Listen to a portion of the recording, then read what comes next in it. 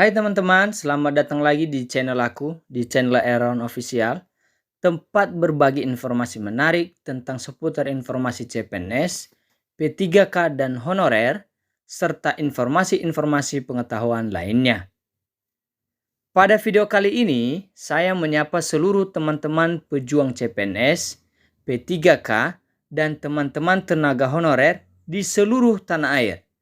Nah, dalam informasi ini disampaikan bahwa hasil SKD CPNS dapat digunakan pada satu periode berikutnya.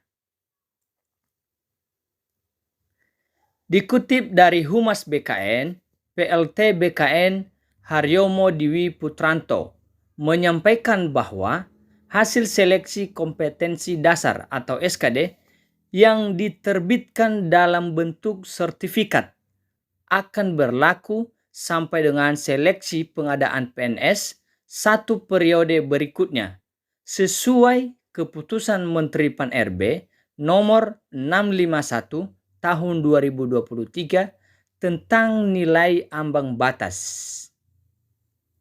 Namun, apabila peserta seleksi mengikuti SKD periode berikutnya, maka nilai SKD tahun sebelumnya dinyatakan tidak berlaku. Nah, teman-teman semua, jadi gini ceritanya ya teman-teman ya. Jika teman-teman ikut SKD pada saat penerimaan CPNS tahun 2023 yang lalu, nah, pada saat nanti mengikuti seleksi CPNS di tahun 2024 ini, teman-teman akan dikasih pilihan. Jika di tahun ini ikut seleksi CPNS lagi, yaitu nggak perlu ikut tes atau nggak perlu ikut tahapan SKD. Artinya menggunakan nilai SKD di tahun 2023 yang lalu. Tetapi jika teman-teman memilih ikut SKD di tahun ini, maka nilai SKD di tahun 2023 tidak akan berlaku. Jadi begitu ya teman-teman ya. Untuk mengecek keaslian sertifikat yang memuat hasil SKD, peserta dapat membuka alamat sertifikat.bkn.go.id. Kemudian ikuti petunjuknya secara mudah dan cepat.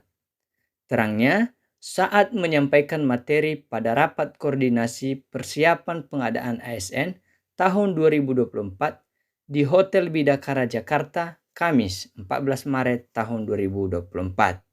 Jadi teman-teman, di sini kita diberikan alamat web atau URL yaitu sertifikat.bkn.go.id.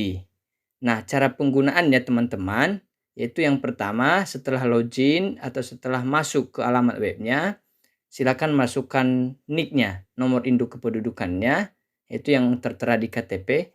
Kemudian seterusnya masukkan nomor peserta, artinya nomor peserta ujian di tahun 2023 yang lalu. Nah, setelah masuk, login dan klik tombol unduh. Nah, untuk seterusnya teman-teman, cara mengecek keaslian sertifikatnya, silakan teman-teman unduh aplikasi validator sertifikat di Google Play Store. Yang kedua, silakan klik tombol scan-nya. Nah, untuk seterusnya, silakan scan QR code pada sertifikat teman-teman semua. Setelah nanti di scan QR code-nya, maka akan muncul data-data teman-teman semua. Jadi seperti itu ya teman-teman ya. Haryomo juga menerangkan bahwa saat ini BKN sedang melakukan proses verifikasi dan validasi atau verval terhadap seluruh tenaga non-ASN yang terdapat dalam pangkalan data BKN. Karena jumlahnya cukup banyak mencapai 1,7 juta orang. Proses verval dilakukan oleh BKN bersama dengan Badan Pengawas Keuangan dan Pembangunan atau BPKP, di mana BPKP fokus pada aspek pembayaran, jelasnya. Terakhir, Haryomo menyampaikan tentang jenis pengadaan CASN tahun ini, terdiri dari sekolah kedinasan, PNS, dan P3K.